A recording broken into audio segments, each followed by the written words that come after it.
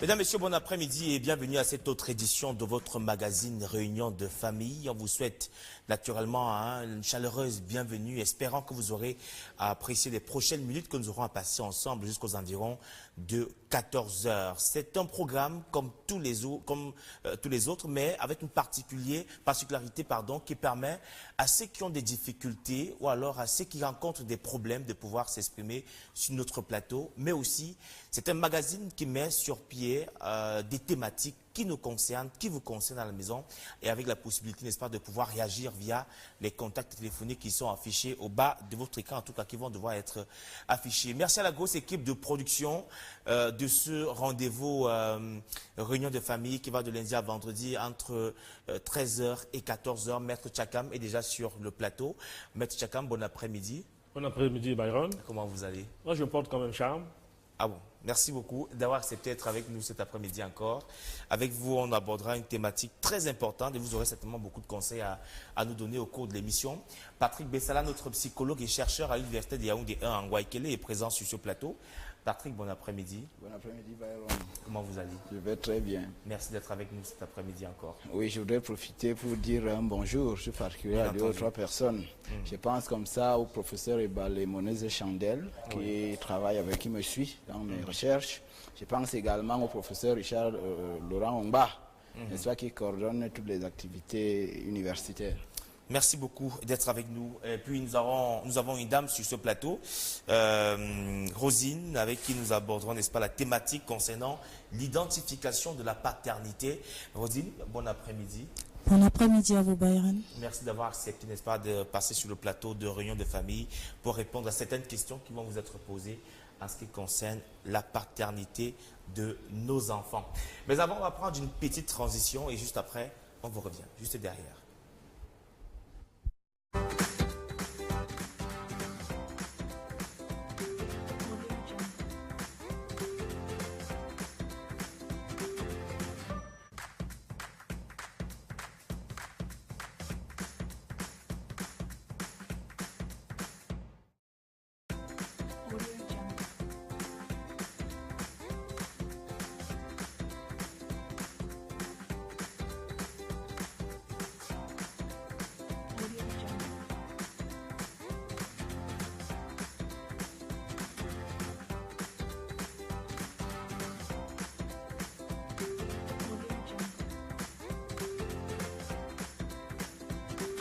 De retour sur le plateau de Réunion de famille, nous parlons aujourd'hui d'identification de la paternité. Pourquoi?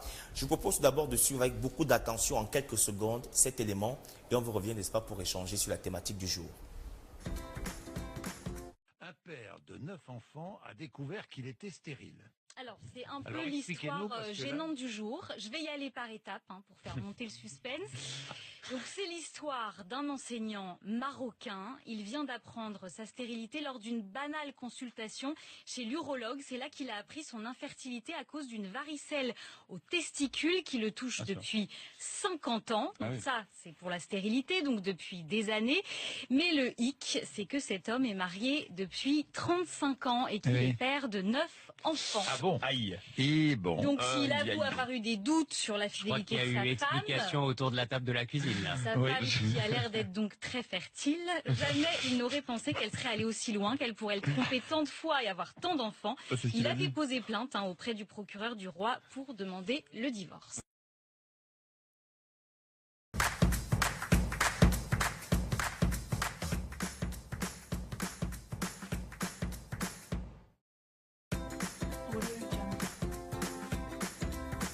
C'est une actualité qui a fait le tour du monde, les réseaux sociaux et également les chaînes de télévision. Patrick, on a eu juste à l'instant, n'est-ce pas, cette histoire, l'histoire de ce Marocain qui s'est rendu compte qu'il n'était pas parent, il n'était pas père des 9 enfants, qu'il élevait à la maison. Et justement, ça remet, n'est-ce pas, sur pied la question de l'identification de la paternité. Comment peut-on identifier la paternité d'un enfant? Si cela est possible, bien entendu. Merci Byron. Je commence par dire que de nos jours, avec l'évolution de la science, il est bien possible d'identifier la paternité d'un enfant. Comment cela se passe-t-il? Ou alors quel est le mécanisme qui sous-tend cet examen? il s'agit de dire que en chacun de nous, d'abord notre corps est constitué de cellules, et dans chaque cellule il se trouve quelque chose, une molécule que nous appelons ADN. Et cet ADN est contenu dans toutes les cellules du corps, y compris les cellules de la dent. Oui. La conséquence donc est que il va se contenir aussi dans les cellules sexuelles qu'on appelle les gonosomes.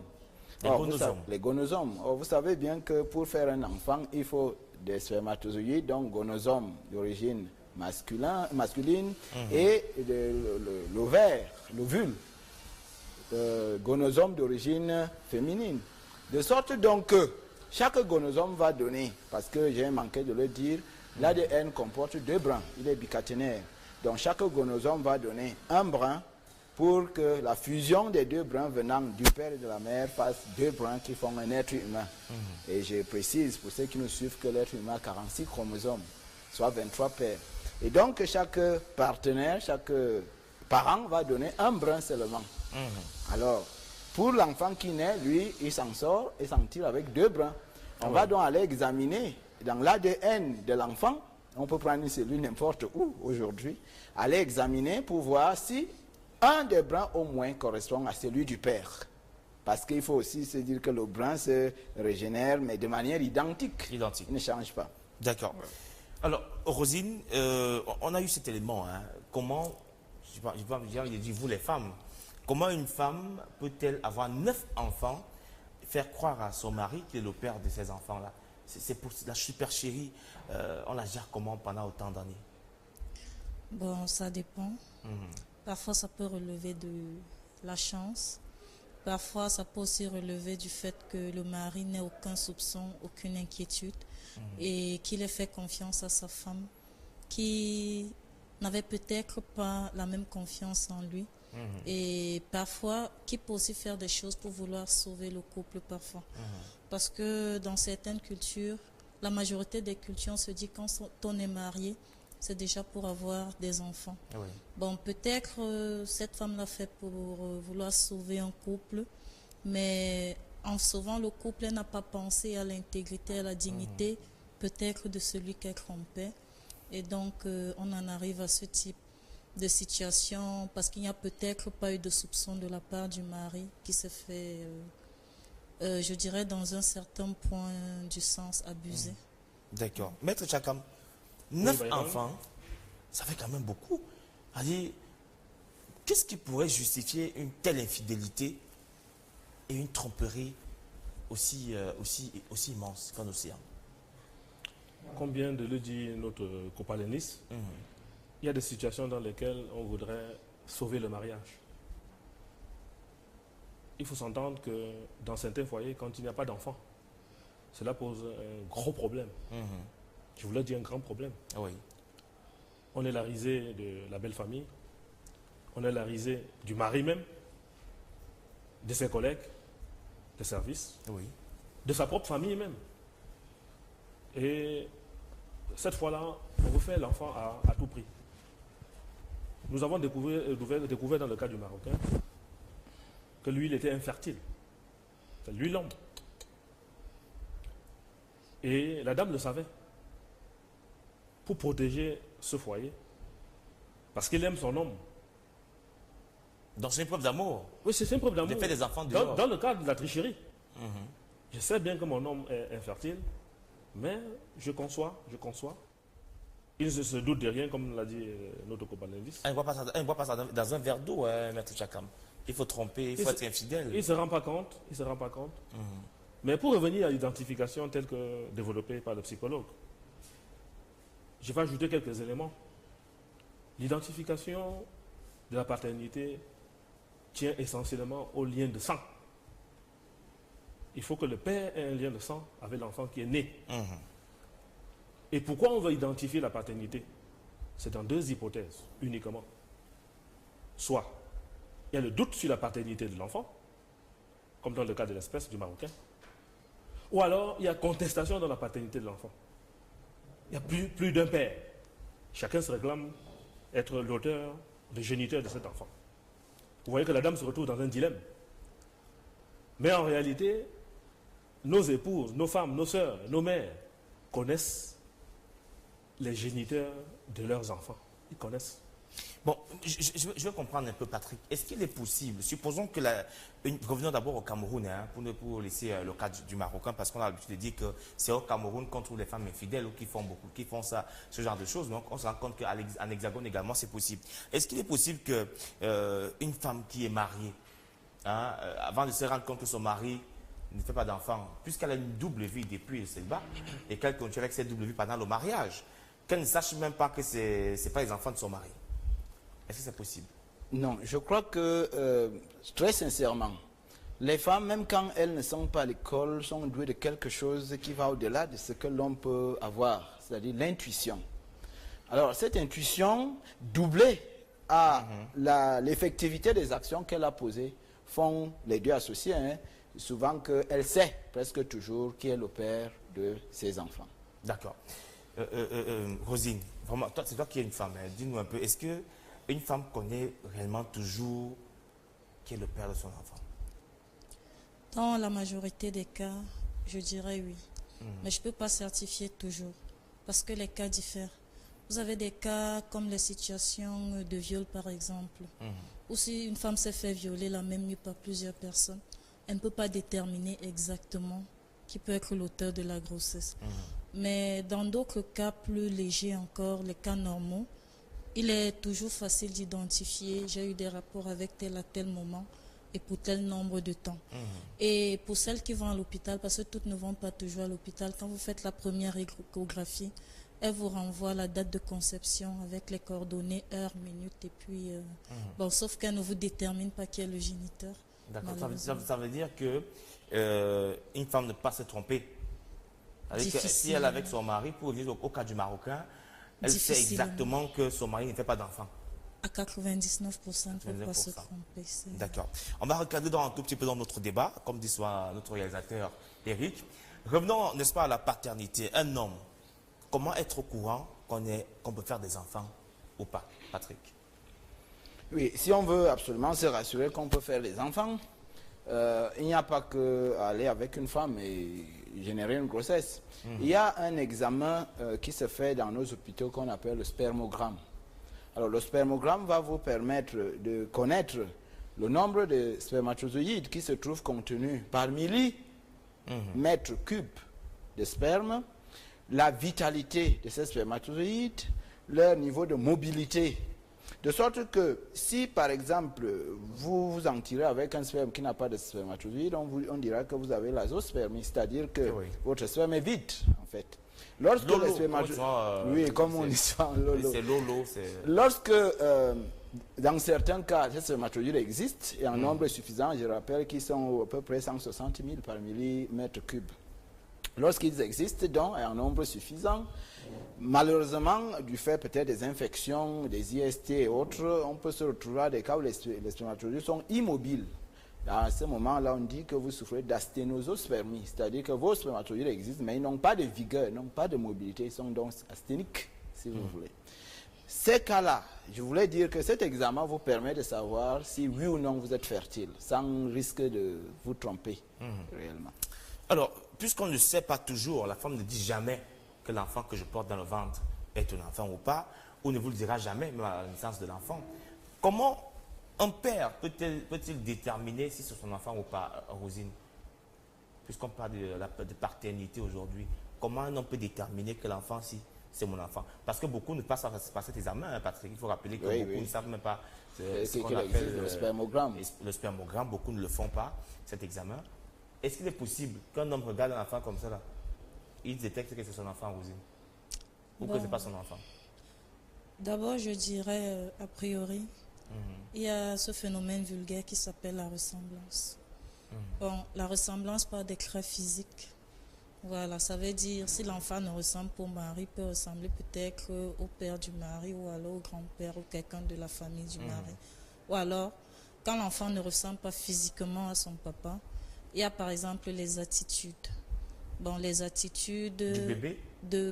Bon, pas toujours le bébé Commençons de par l'enfant. le bébé. Bon, si nous commençons par l'enfant, déjà, il y a quelque chose de sûr, c'est que le bébé ne naît jamais avec un visage définitif. Parfois, le bébé peut naître, il a un visage quelconque. Parfois, il naît avec le visage de son papa ou de sa maman. Et donc, là, la solution scientifique, il n'existe qu'une solution scientifique pour savoir quand l'enfant naît, si c'est l'enfant du papa ou pas. Avec, comme monsieur le disait tantôt, le test d'ADN. Voilà, je crois que c'est autorisé, il faut un certain âge pour autoriser le test d'ADN, il me semble. D'accord. Je souris un tout petit peu parce que le plus souvent, c'est lorsque ce n'est pas votre enfant, que lorsqu'on entre dans la chambre comme ça, la maman de l'enfant, on dit il ressemble à son père.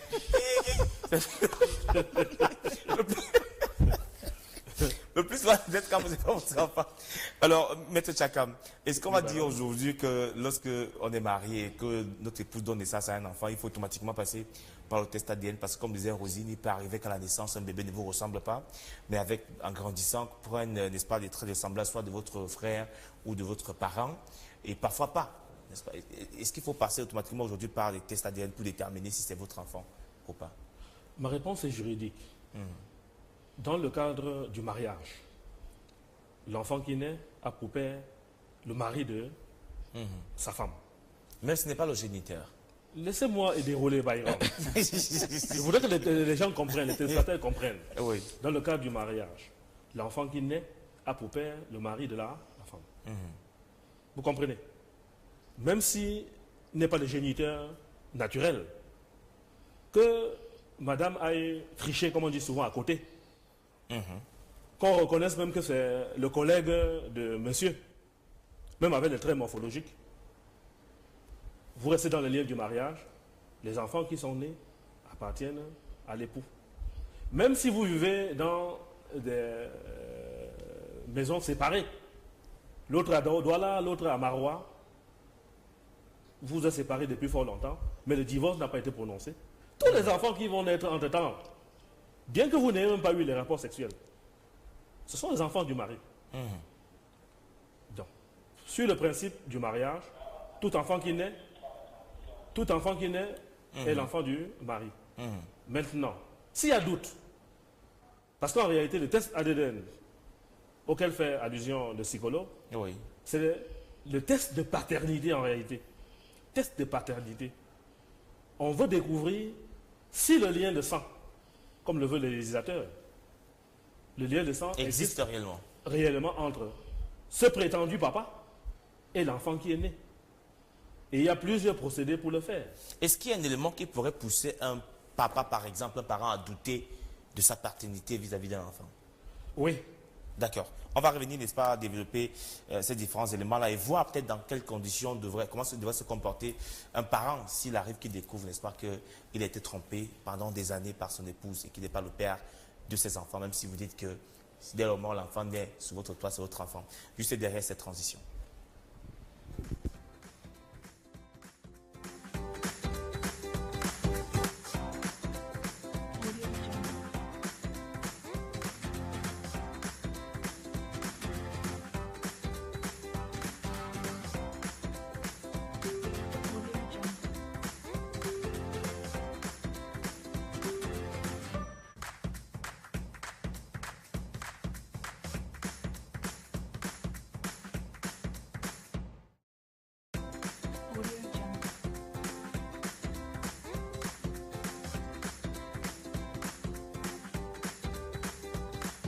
Voilà, donc de retour sur le plateau de réunion de famille. Patrick Bessala, vous êtes psychologue. Est-ce que réellement, vous pouvez nous dire ce qui pourrait amener un homme à douter de sa paternité vis-à-vis d'un enfant ou de plusieurs enfants qu'il élève à la maison? Oui, merci. La question est difficile à répondre de manière exacte parce qu'il y a beaucoup d'éléments qui peuvent éveiller le soupçon.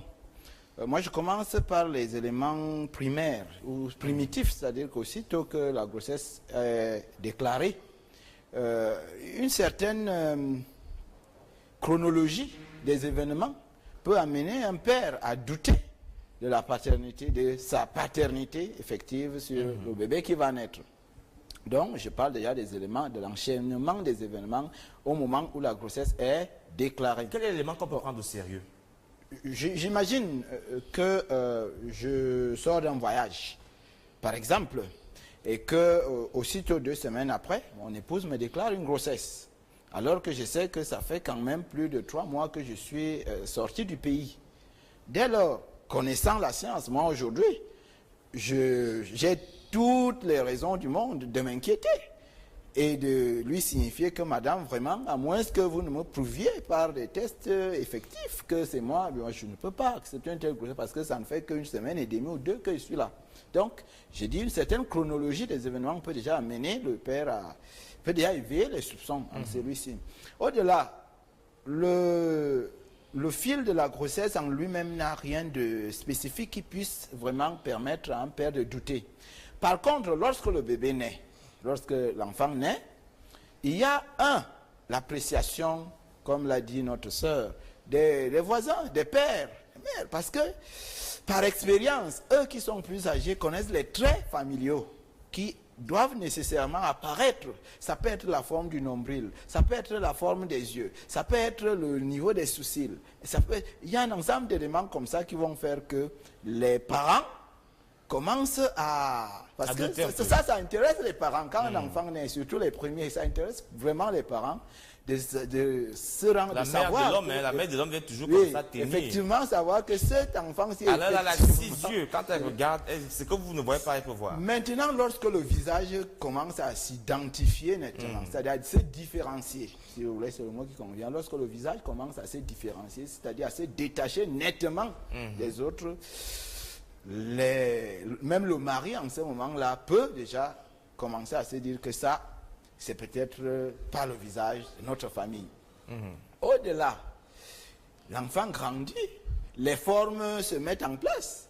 Et vous voyez, il y a des familles où tout le monde a les pieds en X. Par exemple, lorsque celui-ci vient avec les pieds plutôt arqués, ça éveille des soupçons. Donc il y a des traits de caractère comme ça qui éveillent les soupçons, y compris la couleur de la peau, la couleur des cheveux, la forme du visage, parce que votre visage n'a pas forcément la même forme que le mien.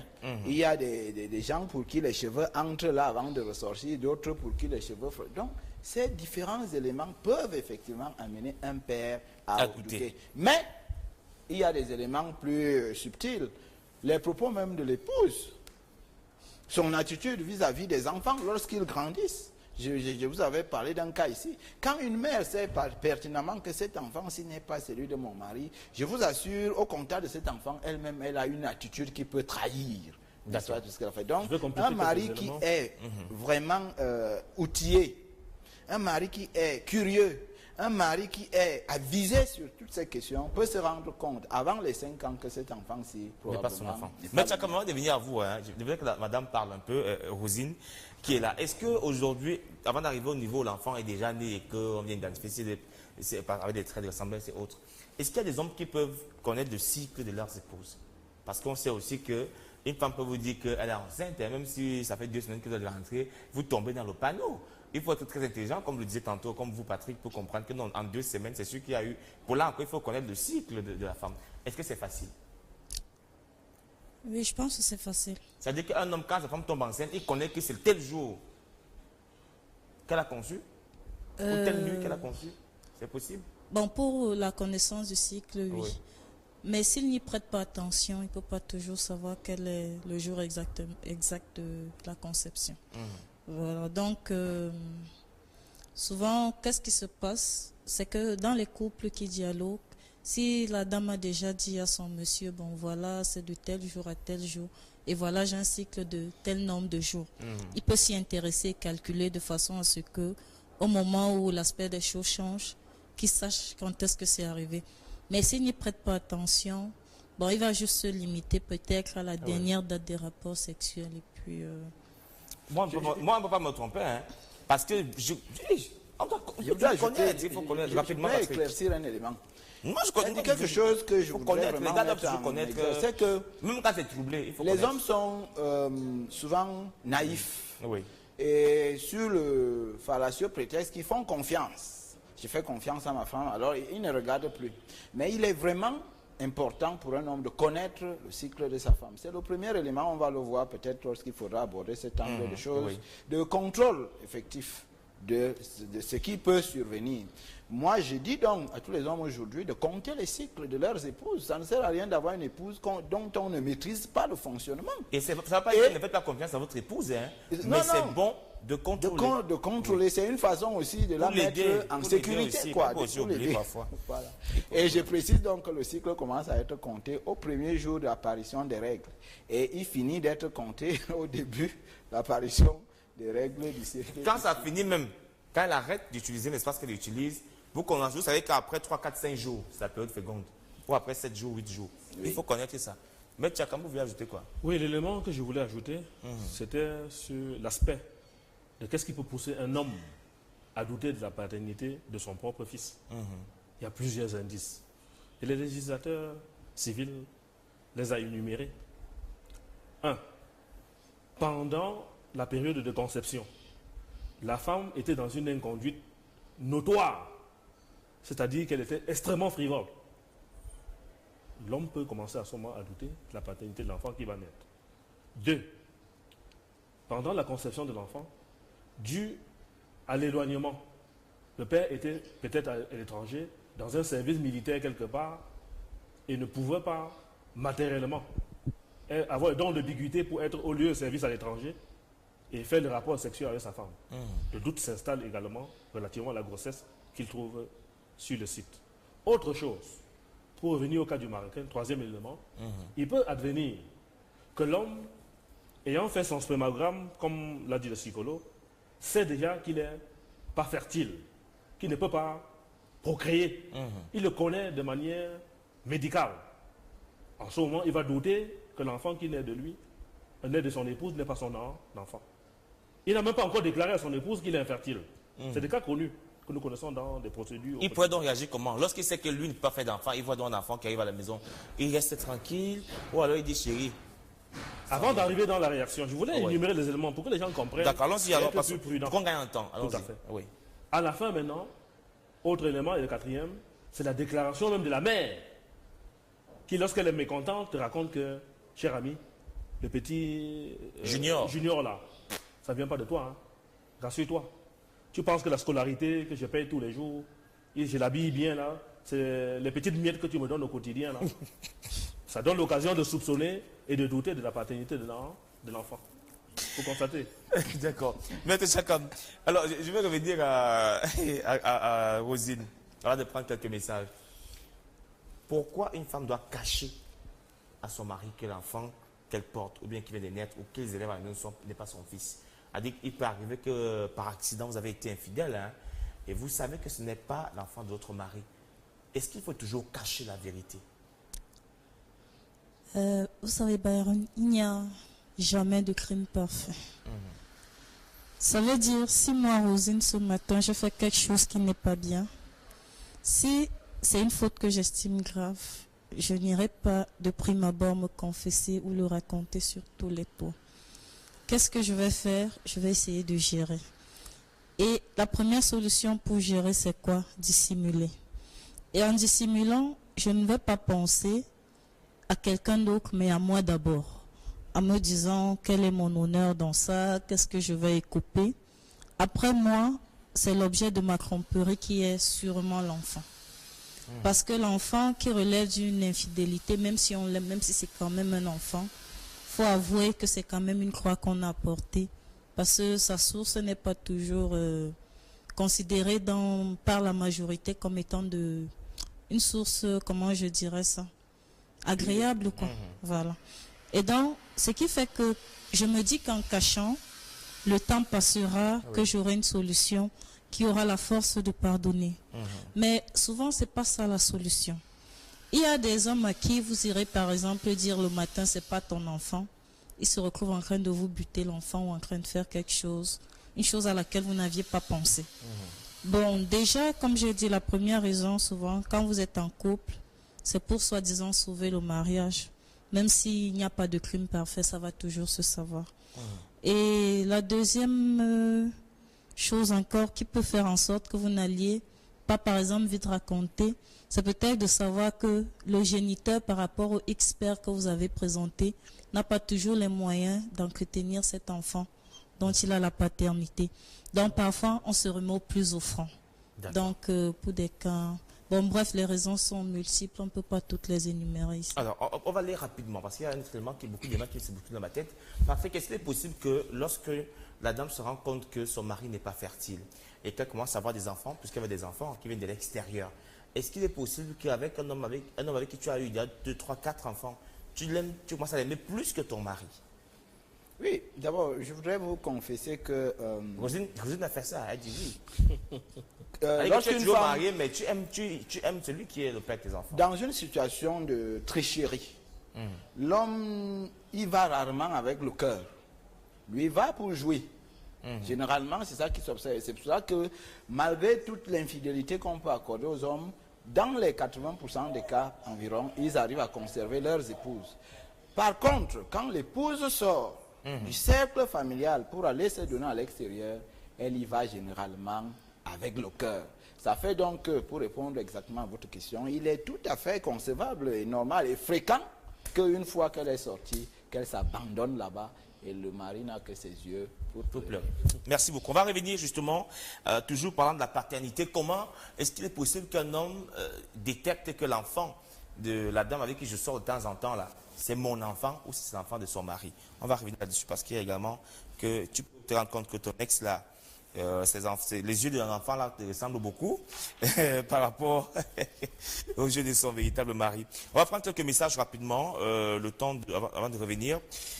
Transition. Comment un homme peut-il être infertile? Quels sont les facteurs d'infertilité chez l'homme?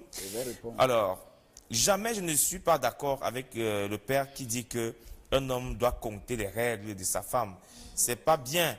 C'est comme si tu contrôles la femme. Et quand on contrôle le téléphone alors? Bonjour la famille, je suis dans un foyer polygamique. Il y a 3 ans, mon époux souffrait de l'oligo-asténospermie. Mais mes coépouses avaient conçu pendant cette période et j'étais la risée de tout le monde sans enfant. C'est Linda du côté de Douala. Alors, bonjour le plateau. Franchement, le thème de ce matin suscite un peu de doute envers nos enfants d'aujourd'hui quand on connaît les filles de maintenant, comme vous le dites. Hein. Salut à vous et surtout merci pour les bonnes manières de nous éclairer sur la paternité. Mais j'ajouterais qu'un homme amoureux ne cherche jamais à faire le test de paternité à un enfant né des entrailles de sa dulcinée. Parce que l'amour est aveugle, justement. Et ça aveugle tout le monde. On va prendre une petite transition. Patrick, vous allez venir réagir, hein, parce que c'est que vous voulez réagir.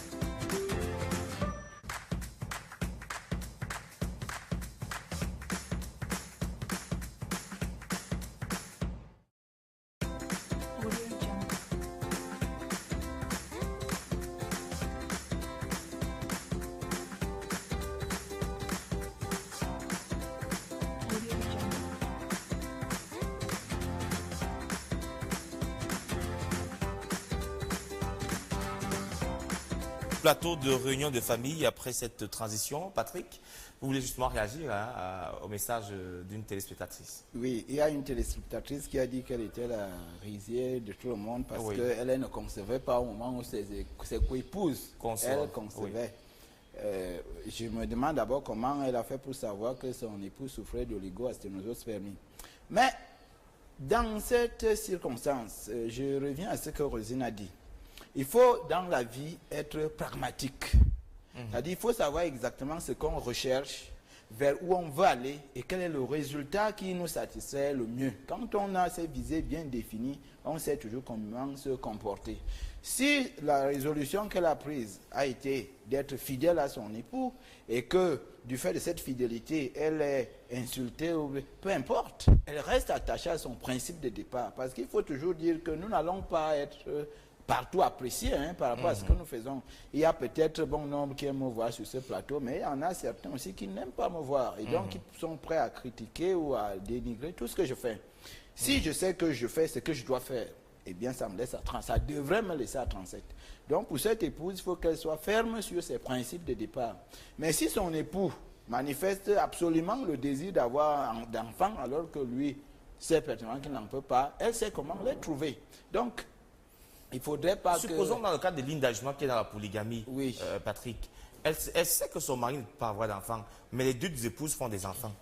C'est ce que je suis en train de dire. Ça veut dire qu'il y a infidélité, elles vont dehors. Mais ce n'est pas à elle d'aller déclarer l'infidélité des autres. À moins de prouver cela. En tout temps, on se moque de toi et le mari aussi se dit que... donc, si le mari reste donc attaché aux moqueries, alors que, parce que c'est pour ça que j'ai dit que j'aimerais savoir comment elle a fait pour savoir que son époux souffrait de cette infirmité, de cette insuffisance.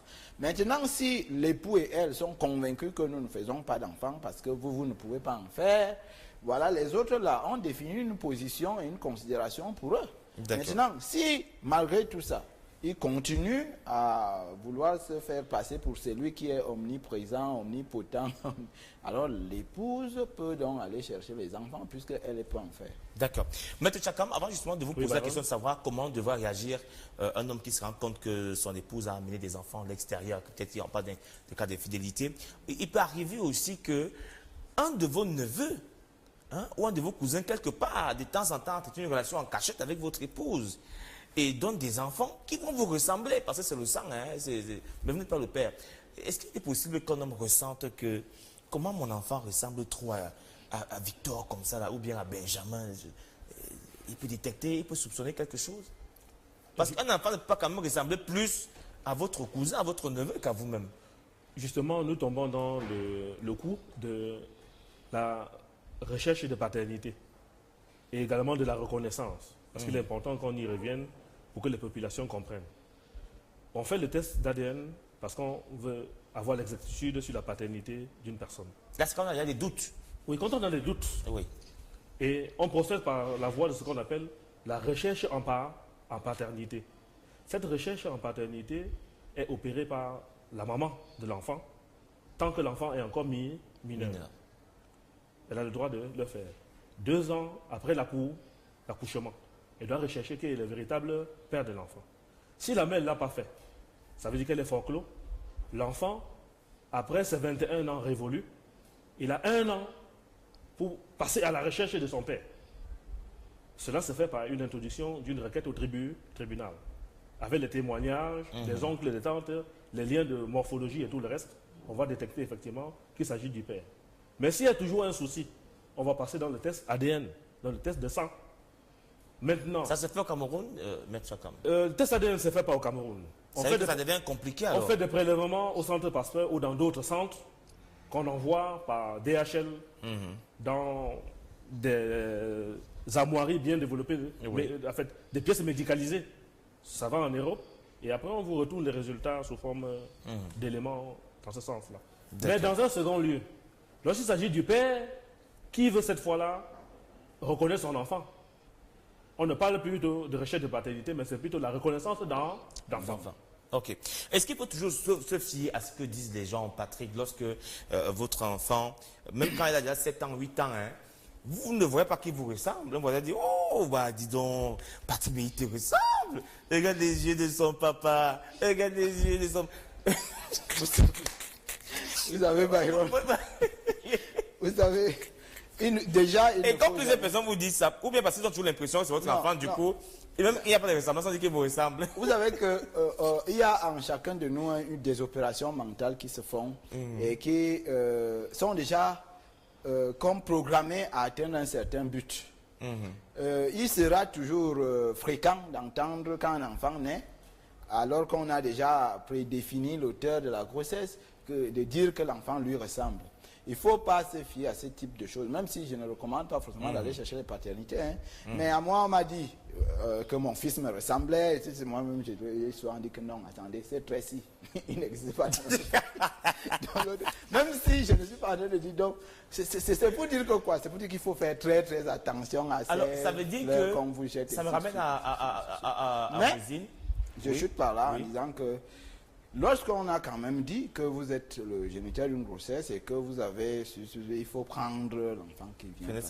Rosine, est-ce qu'il est possible qu'un enfant ressemble rien qu'à sa mère? Parce que c'est pas parce qu'un enfant ne ressemble pas à son père que forcément c'est pas le père de l'enfant. Encore qu'il y a deux personnes noires qui peuvent avoir un enfant qui sort, qui naît carrément étant brun. Ça peut arriver. Est-ce que c'est obligé qu'un enfant ressemble à son père à 100%? Pas toujours. Ah oui. Pas toujours. Donc même si un père ne voit pas son nez ou les oreilles à travers son enfant, ça peut être son enfant. Bon, déjà, vous savez, quand une femme conçoit, il y a beaucoup de phénomènes qui peuvent entrer en jeu. Il peut arriver qu'elle porte sa grossesse toute seule et que, bon, les gènes du parent les gènes du parent n'est pas assez dominés sur la grossesse. Oui.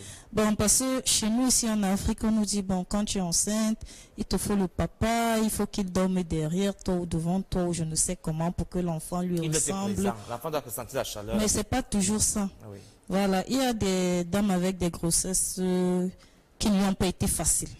Et donc comme ça, quand l'enfant naît, l'enfant décide de ressembler à sa maman.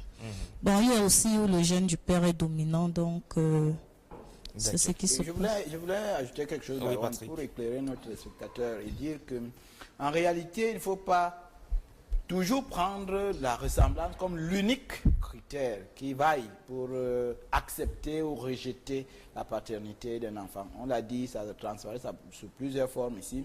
Mais je voulais préciser l'élément que dans l'enfant qui naît, il y a en fait deux contributions. Donc, sur le plan génétique, l'homme apporte des gènes comme la femme en apporte également. Et les gènes de la femme peuvent également être dominants sur les gènes du mari et l'enfant ressemble plutôt à la mère. Ça, c'est dans un cas général. Mais je voudrais dire pour l'hérédité humaine qu'en ce qui concerne la constitution de l'homme, il faut faire très très attention avec les gènes. Il peut y avoir des phénomènes ataviques, donc des atavismes, c'est-à-dire quoi? Les germes ancestraux viennent réapparaître sur les enfants qui naissent. Du coup, un homme noir, une femme noire, un enfant métis. Oui, vous pouvez donc avoir un enfant qui ressemble à son grand-père.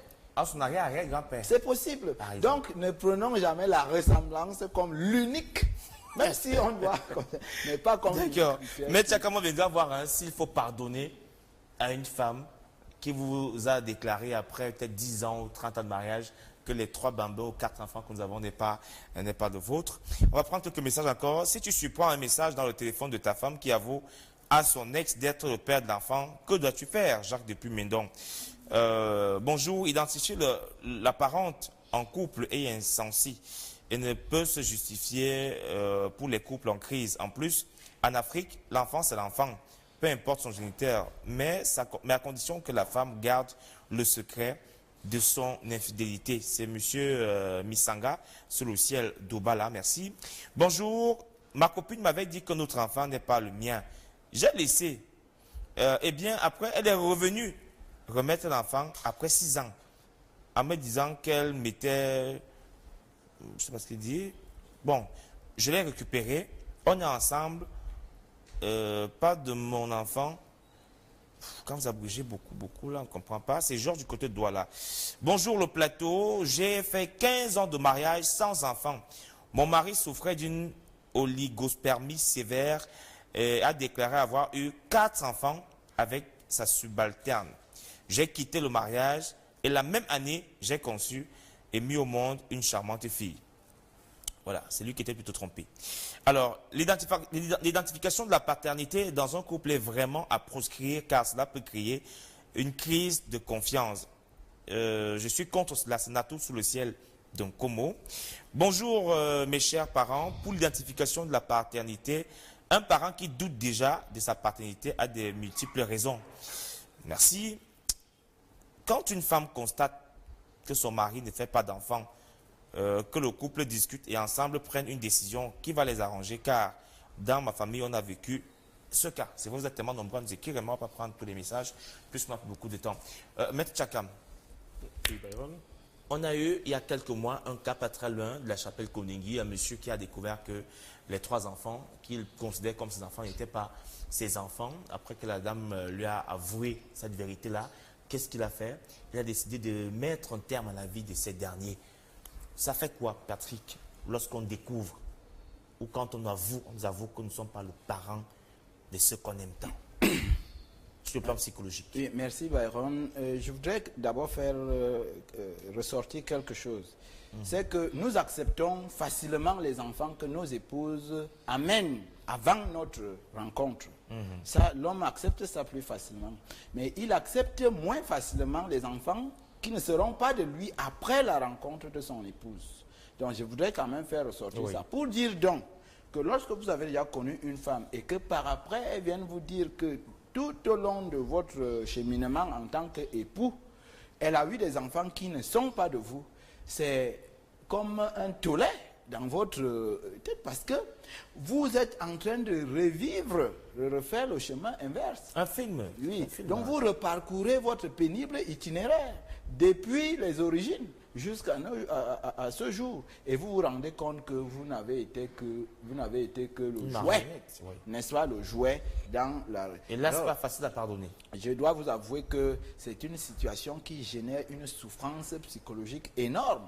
Parce qu'en ce moment-là, vous vous demandez à vous-même ce que vous valez, vous vous remettez en question et vous voulez savoir à quel niveau vous avez fauté, vous nourrissez un complexe d'infériorité et vous ne savez pas effectivement qui a donc été le géniteur. Était-il votre frère ou votre collègue de travail ou le boutiquier? Parce que souvent, c'est le boutiquier. Mais plus insoupçonné. Ou le vendeur de viande au marché. Je réponds en disant que vraiment, c'est une situation très pénible, qui est très, très difficile à supporter. Et je profite pour donner ce conseil quand même qui relève de ma tradition à moi, pour que les hommes comprennent en réalité que l'enfant n'a pas de géniteur, l'enfant n'a que de tuteur. Si vous avez été le tuteur de ces enfants, pendant tout ce temps, continuez à les maintenir. Et c'est peut-être même en les maintenant que vous rendrez la pièce à cette épouse qui s'est jouée de vous pendant une décennie et voire plus. À condition qu'elle est partie avec les enfants, hein, et vous allez encore plus souffrir. Puisque vous avez quand même fait les actes. Et maître là, il nous a toujours rappelé ici que quand un enfant naît, prenez le soin de faire l'acte de naissance. Avec le faux que les Camerounais cultivent de plus en plus, on laisse le temps passer sans faire les actes, croyant aller tricher au dernier moment, et ça peut nous jouer des tours. On verra donc avec maître, parce que le père aussi peut réclamer la garde de ses enfants dont il ignorait l'existence jusqu'à là sur le plan juridique. On verra ça avant de terminer. Oui, Rosine, tu avais quelque chose à dire? Oui, je pense que d'après les propos de M. Bessala, oui, maître sera d'avis avec moi que dans ce genre de situation, peu importe comment on s'est senti, la colère et, je vais dire, la justice personnelle ne sont pas de bonnes conseillères. Donc, je pense que c'est des situations face auxquelles il faut d'abord prendre du recul. Et si vous voulez même faire justice, remettez-vous à la loi normale. Conformez-vous à la loi et puis voyez ce qu'il en est. Parce on n'a rien contre les enfants, mais c'est facile que l'homme pardonne à la femme. Elle dit qu'il va continuer les enfants, mais... Ce n'est jamais facile. On ne dit même pas qu'il faut absolument pardonner. Mais vous pouvez tuer cela et ne plus jamais en avoir. Ça peut arriver. D'accord.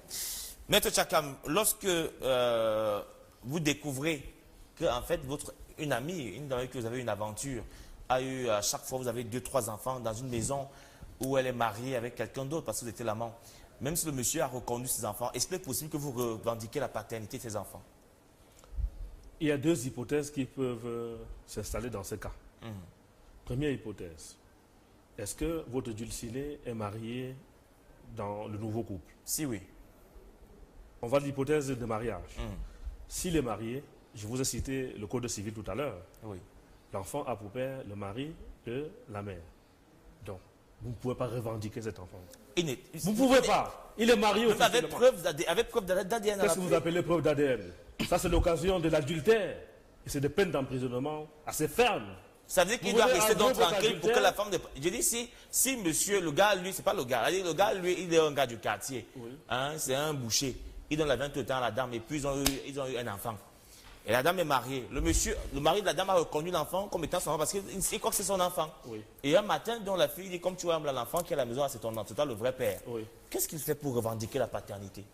Byron, je voudrais expliquer aux téléspectateurs et au peuple camerounais. La loi est dure, mais c'est la loi. L'enfant qui est né dans le couple, un couple marié, que ce soit un enfant qui sort de la tricherie de l'extérieur de l'épouse, que ce soit un enfant réel du couple, c'est l'enfant du couple. Donc le boucher n'a que ses yeux pour pleurer, même s'il est le géniteur. C'est un tricheur, il doit être même emprisonné. Et la dame qui a commis l'adultère, qui a fiché avec lui, qui a été infidèle. Écoutez, il est l'épouse du mari. Point barre. Revenons dans l'hypothèse où cette dame est dans un foyer dit concubinage notoire. Alors là, c'est simple. Celui de l'extérieur, nous tombons dans un cas patent de reconnaissance d'enfant, de recherche et de paternité. Parce qu'il y a dispute entre deux congénères qui se battent comme des lions pour dire qu'ils sont les géniteurs. En ce moment, le test ADN est obligatoire. Ce sera décidé par le tribunal pour déterminer qui est le véritable père. Bien que tu sois dans ton concubinage, il y a le doute sur la paternité de l'enfant. Parce qu'il y a le boucher qui vient cette fois-là revendiquer l'enfant. Même si celui qui est en concubinage avec la femme a déjà reconnu l'enfant. La reconnaissance en ce moment-là ne pose pas un problème. Lorsque le test d'ADN sera effectué et que les résultats seront sortis, le nouveau parent, qui est le boucher, va intenter une action en justice avec son avocat pour dire « Je voudrais reconnaître mon enfant. » Voilà la preuve que j'ai le lien de sang. Parce que le lien de sang est l'élément fondamental dans la recherche de paternité. Et à l'aide de ce lien de sang, le juge va lui octroyer cet enfant en annulant la première reconnaissance qui avait été faite. Parce que c'est une reconnaissance erronée. Alors, s'il savait donc maintenant que les deux finissent par se marier, et que c'est après que le gars a dit que l'enfant a été conçu hors mariage, mais les deux finissent par se marier, est-ce que le boucher ou le vendeur de soya peut revenir après et réclamer la paternité du même enfant? Là, ça pose un autre cas. Lorsque vous vous mariez, bien que la grossesse ait été portée avant le mariage, vous naissez dans le cadre du mariage. Vous êtes considéré comme un enfant légitime. Donc vous êtes un enfant né dans le mariage. Non, j'ai dit au cas où l'enfant a déjà peut-être 4-5 ans et puis finalement, la fille et le monsieur se marient. Or, l'enfant a été conçu hors mariage. Est-ce que le vendeur de soya pourra exiger... Ça reste toujours le même cas. Le vendeur de soya, qui est le géniteur, a la preuve par voie d'ADN qu'il est le père. Bien que tu sois marié, tu as conçu cet enfant avant de te marier. En ce moment, le juge va tenir compte des dates de la conception de cet enfant, de la naissance, et le rapport d'ADN pour attribuer l'enfant au véritable père, qui est le boucher. Il est le géniteur. Ou le vendeur d'oignons. Et je voudrais aller plus loin. Le code pénal sanctionne rigoureusement l'atteinte à la filiation. C'est la disposition de l'article 341 de notre code pénal. C'est-à-dire toute personne qui porte atteinte à la filiation par ses agissements en empêchant à un enfant ou à une personne d'avoir les preuves de sa filiation peut être condamnée pour une peine d'emprisonnement située entre 5 ans et 10 ans. Je voudrais que tous les téléspectateurs et tous les Camerounais le comprennent. D'accord, merci maître. On ne porte pas atteinte à une filiation. Merci maître. Je voudrais donner un dernier oui, rapidement. Vraiment que les parents ne maudissent plus les enfants. Parce qu'il peut arriver que le seul que vous maudissez là soit également le seul qui était de vous. Si on y va dans les tests ADN, on va se rendre compte qu'au moins 30% des enfants qui se réclament leur père peut-être ne le sont pas. Et puisque parfois la femme, quand elle est fâchée, dit que tu aimes que ce soit le père de l'enfant là, or que c'est vraiment le père de l'enfant pour te mettre dans tes gonds. Donc, maître, on va revenir un autre jour sur notre thématique. On s'est rendu compte qu'aujourd'hui on fait des enfants avec des filles, parce que c'est récurrent, ça pignon sur rue. Mais lorsque tu veux récupérer l'enfant, les parents disent que jamais. Jamais. On a vu un homme faire enfant avec une fille et puis on donne l'enfant à l'homme. Même quand l'enfant a 10 ans, 7 ans, c'est toujours compliqué. On verra peut-être comment il faut faire pour que nous, qui sommes parents, parce qu'on a quand même des enfants dehors, il faut dire la vérité, on fait comment pour récupérer donc nos enfants, même si on n'épouse pas, n'est-ce pas, ces filles-là. D'accord. C'est vrai aussi que la femme est la seule à savoir qui est vraiment le père de son enfant. Il ne faut jamais les énerver. Merci beaucoup, Rosine, d'être venue sur le plateau de Réunion de famille, d'avoir porté ta contribution. Merci également à Patrick, merci à Maître Chaka, merci à Marceline Edouard, merci à Monique Ada, merci également à... Elle s'appelle comment encore là? Jennifer Rambougou. Marcel Ngondo, notre maquilleuse. Eric, elle a été à la réalisation de ce programme. Valérie Vongo était là à la diffusion. Il y avait Stéphane Akono pour le son. Et puis Aline Mama était là pour la régie d'antenne. Vous étiez là pour nous prêter votre attention. On espère vivement vous retrouver demain par la grâce de Dieu. Portez-vous bien. Au revoir.